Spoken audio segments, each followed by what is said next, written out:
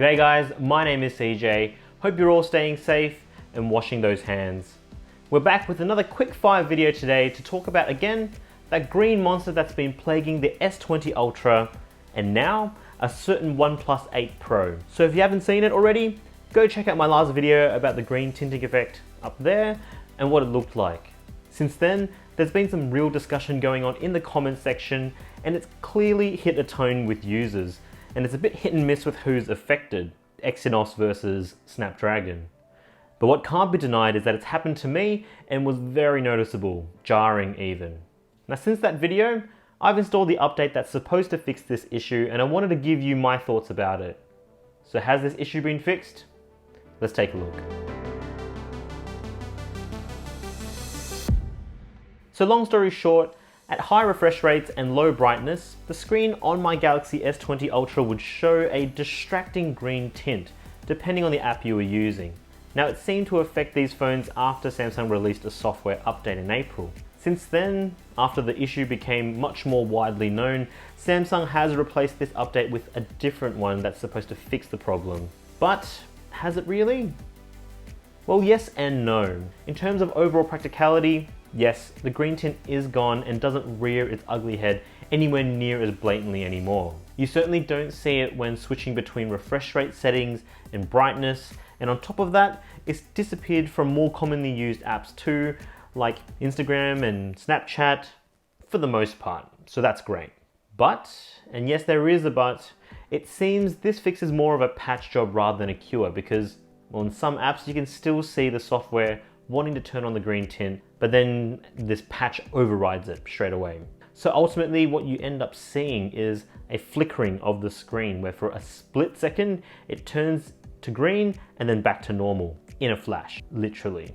Now so far I've only seen it with a couple of apps that were affected like Google Maps, but you do also see it in Instagram stories when you flick between stories in the feed.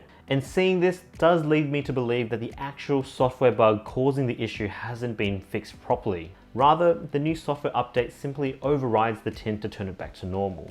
Now for most people, this is going to be absolutely fine and satisfactory, with only the most pedantic of users being annoyed. You can probably count me in the latter group. But it's certainly something that should be mentioned given the root cause still potentially exists. I mean, in a future update, could that actually break the fix?